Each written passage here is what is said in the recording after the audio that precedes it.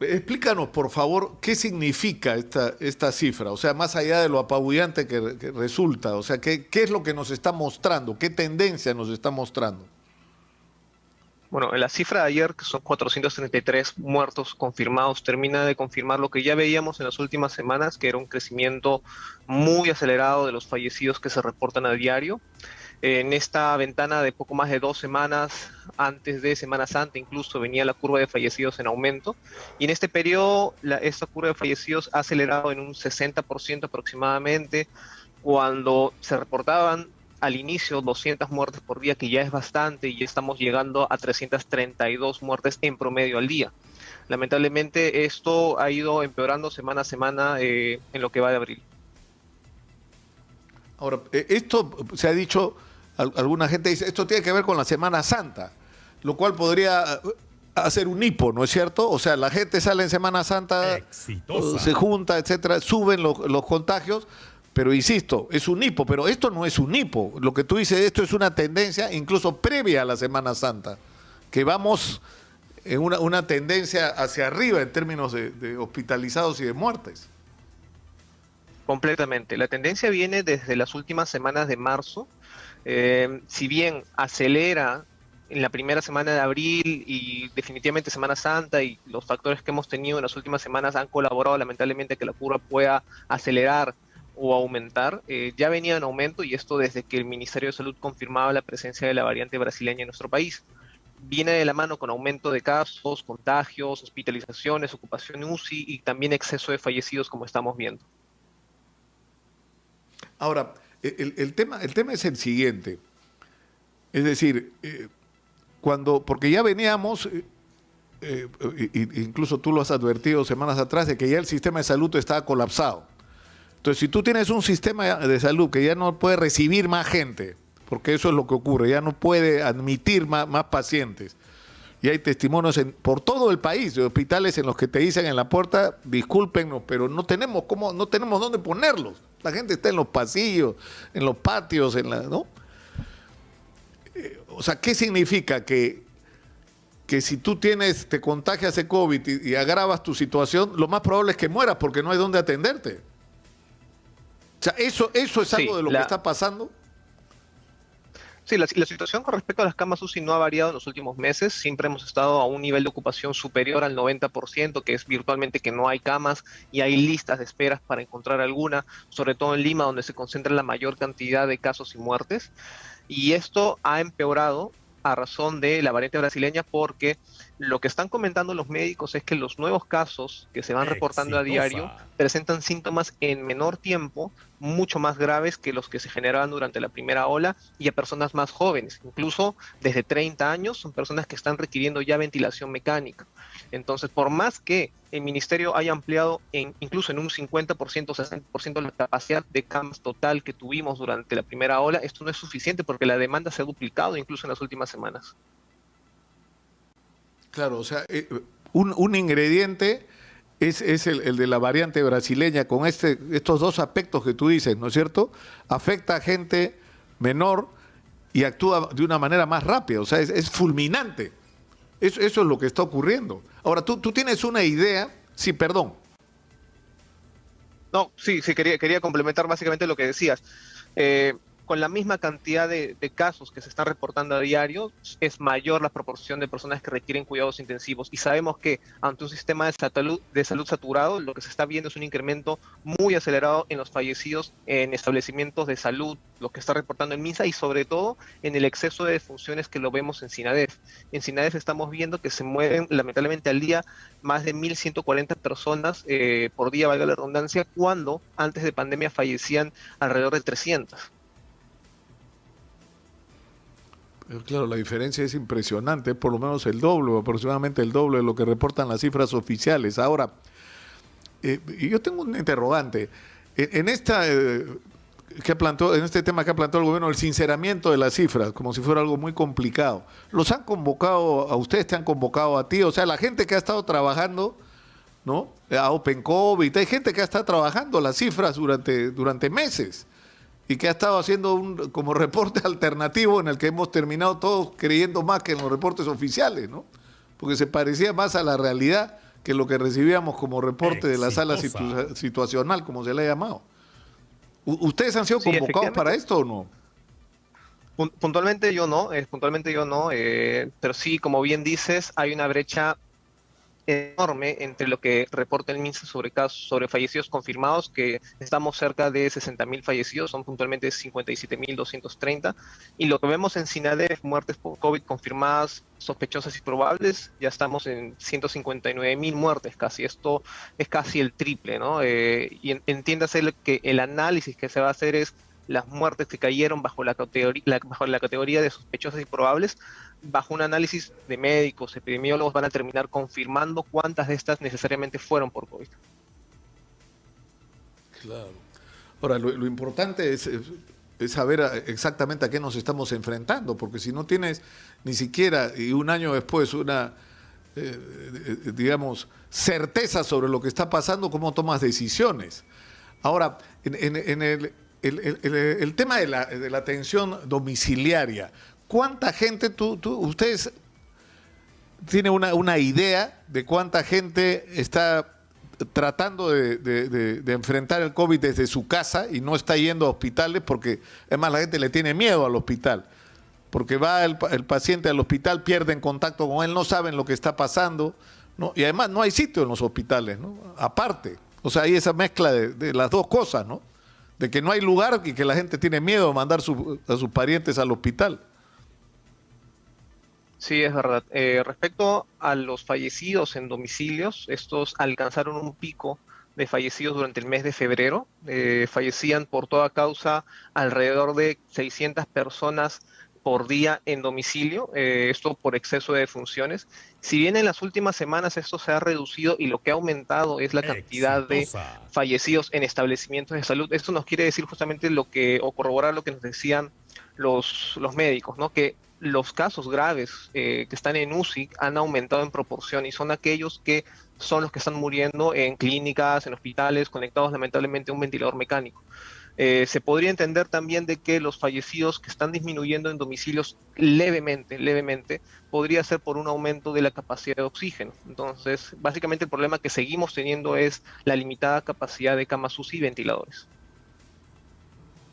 Ahora, ¿en qué momento están ocurriendo las muertes? Porque si tú tienes 2.000 y algo de camas UCI y una demanda mucho mayor, la gente se tiene que estar muriendo, supongo yo, en el momento previo, ¿no? Es decir, no es solo que se muere gente que va a unidad de cuidados intensivos y no lo resiste, sino se muere gente que necesita una cama, unidad de cuidados intensivos y no hay. Sí, esto no lo dicen los datos, lamentablemente. Vemos que hay un incremento de ocupación de camas UCI, una mayor demanda. La demanda de camas se ha duplicado en las últimas semanas cuando se demandaban alrededor de 15 camas por día y esto llegó hasta ser hasta 30 camas por día. Lamentablemente ya no vemos este incremento de demanda porque ya está saturado nuevamente. Pero como bien dices, ¿no? A síntomas más graves, y esto lo comunicaban los médicos, la necesidad en este momento es de encontrar camas como siempre ha sido y lamentablemente si no lo encuentran, los síntomas graves que están reportando los médicos en menos tiempo de lo que vimos durante la primera ola. Entonces, las personas que lamentablemente tienen o presentan síntomas graves en una ventana de tiempo más corta, fallecen y eso es lo que estamos viendo ahora, ¿no? Un incremento de fallecidos rápido, posterior a un incremento de contagios. Entonces, lamentablemente sí, es propio de la nueva variante y de la limitada capacidad de salud que tenemos o siempre hemos tenido. Claro, porque además lo que ocurre, lo que ha estado ocurriendo es que la gente ha estado llevando a sus parientes enfermos a los 10 días, 15 días, cuando ya no podían controlar la situación del paciente. Pero ahora ese plazo se acortó. Es decir, todo, como lo que tú nos estás contando y lo que reportan los médicos es que esto es fulminante. O sea, comienzan los síntomas el lunes y el sábado te puede estar muriendo. Sí, efectivamente así es. Justamente es lo que están comentando los médicos. Y lamentablemente es de personas jóvenes, ¿no? A diferencia de la primera ola que eran personas sobre 60 años, son en el grupo de 30, 40 hasta 50 años que están requiriendo ventiladores y que están todavía en un incremento de fallecidos. Hay semanas incluso en que los fallecidos mayores a 60 años tienen una tendencia a la baja y sin embargo los jóvenes o adultos jóvenes son los que están falleciendo en mayor proporción. Entonces sí, en una semana se pueden complicar los síntomas y esto es lo que están reportando tanto clínicas como hospitales que están copados de personas jóvenes y que en poco tiempo están generando síntomas muy graves que lamentablemente al no encontrar cama o ventilador están falleciendo. Ahora, había una estadística con respecto a la afectación del virus, donde se decía que de 100%, o sea, que de 100% de personas contagiadas, 85 no hacían síntomas, 15% hacían síntomas y solo 5% podían hacer las formas más graves de la enfermedad. ¿Esta idea se mantiene o esto ha variado con las llamadas nuevas cepas, las nuevas variantes en realidad del virus? Sí, eso fue respecto al virus original. No hay todavía un estudio con las nuevas variantes ni con la británica. Bueno, con la británica sí se confirmó de que la letalidad aumentaba en porcentaje levemente, que levemente son un aumento de 10 o 20 fallecidos por día, lamentablemente por COVID. Y con la variante brasileña se está confirmando ya que en estas últimas semanas a nivel mundial o lo que está sucediendo en Brasil es que también tiene una letalidad más grande. ¿Qué pasa? De que este marco teórico, lo que tú has explicado, aplica sobre todo en países que tienen holgura o capacidad de camas UCI suficiente para poder atender a la población que termina afectada por el virus. Lo que pasa en nuestro país, y seguramente lo has visto, es que nosotros estamos dentro de la lista de países con mayor exceso de defunciones a nivel mundial, encabezando lamentablemente esta lista dentro de los 5 primeros seguramente. Y no aplica tanto esta ecuación porque mientras más limitado o reducida sea tu capacidad del sistema de salud UCI, sobre todo camas, este porcentaje que para el común puede ser alrededor del mundo 5%, en nuestro caso termina siendo 10, 12, 13 o hasta más. Y es porque las personas no fallecen o la probabilidad de fallecer disminuye si es que tiene cuidados en primeras instancias, hospitalización y también ante síntomas graves algún ventilador UCI o mecánico. Pero si no tiene esto, el porcentaje de fallecidos y como ha ocurrido en nuestro país termina aumentando. Ahora, esto aunque es un problema, una pregunta más bien para médicos, ¿no? Pero esto, ¿qué te plantea, Rodrigo? Que si está ocurriendo, que la velocidad del agravamiento del paciente se produce, ¿no?, inmediatamente, es decir, las posibilidades de tratamiento en casa se reducen. O sea, ¿qué puedes hacer desde la casa para atender a un paciente así cuando necesita oxígeno de alto flujo o incluso un respirador? O sea, eso lo que va a suponer es que la demanda de atención hospitalaria va a crecer y cuando ya los hospitales no puedan recibir a nadie. Correcto, sí, esto cambia un poco el panorama o los procesos, protocolos que se tenían, porque se apunta mucho y se sigue apuntando a la atención temprana, a un constante monitoreo de síntomas, pero lamentablemente siempre va a haber un porcentaje de casos que van a requerir algún tipo de atención más compleja, hospitalización, camas UCI, y llegado a ese punto ya lo que se haga en casa pues no es suficiente. Entonces, este porcentaje que a pesar de que recibe atención temprana durante los primeros días y requiere atención más avanzada, al no encontrarla lamentablemente va a fallecer.